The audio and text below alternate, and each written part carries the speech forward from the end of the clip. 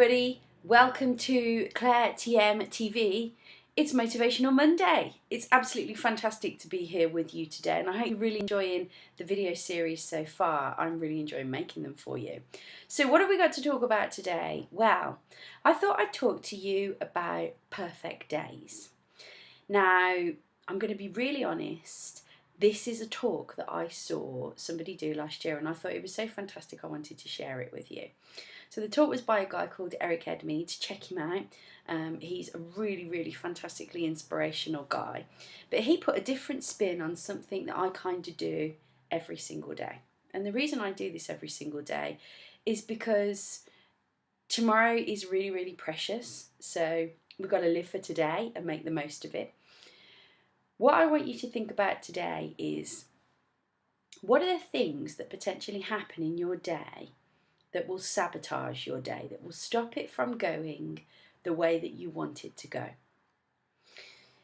We can all say that we have things that happen, and as you saw from the email last week, I had a slight emergency, ended up having to rush to A&E to a poorly family member that is now, fingers crossed, back on the mend again. But it was one of those things that kind of stopped me from getting this video sent out to you. But years ago would have actually completely overtaken everything. I would have got into a state of panic, and I would have let that event take over all the other things that were going on for me. And I don't do that anymore. And the reason I don't do that anymore is because what used to happen was days, weeks could disappear purely because I get so caught up in a particular situation that I actually wouldn't be able to continue with everything else that needed, because I was getting really wound up and being caught up in something that was, number one, usually beyond my control. Number two, me getting stressed about it and worrying about it didn't make any difference anyway.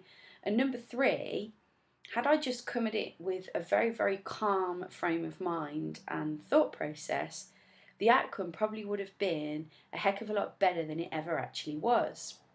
So why I got inspired by Eric was Eric told a story about road rage. Now, occasionally I do still have a little bit of road rage, especially if people have been stupid when they're driving.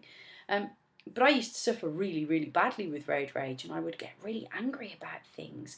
And then I'd let it just completely wind up everything that was going on. It would put me in a bad mood when I got into the office. Then everybody around me in the office would kind of get the brunt end of it as well, purely because of the state that I was choosing to be in. So what I want you to think about is, what states do you get caught up in, and how are they affecting your everyday life?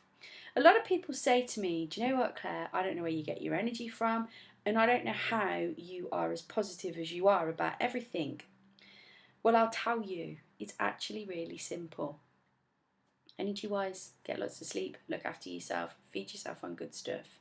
State-wise, make a choice, because you have a choice right now as to whether you are positive or negative.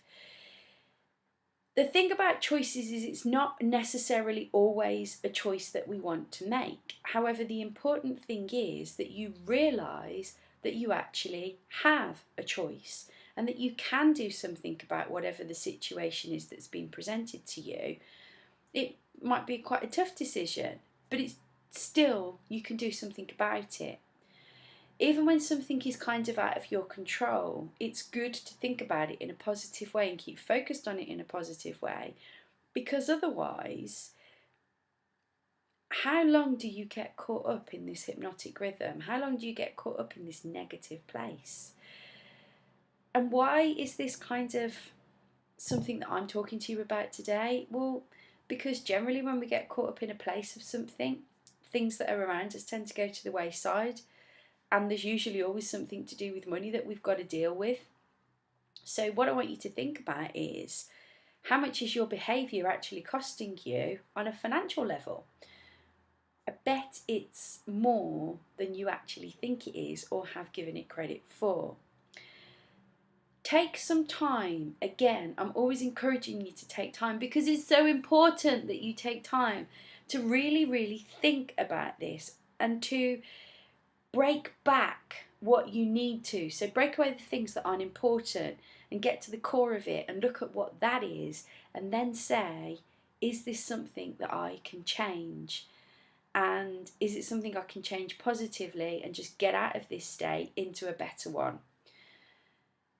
I do believe hugely in everything happening for a reason. However, if you choose to change the way that you think about things and look at things, then actually the outcomes that you achieve will be dramatically different. People say, why does it always happen to me? Well, where your focus goes, that's what you bring into you. So if you're focusing on the outcome that you don't actually want, then that's why it always happens to you. I'd love to hear about how these videos are helping you, and I'd love to see some comments down below. So keep me posted.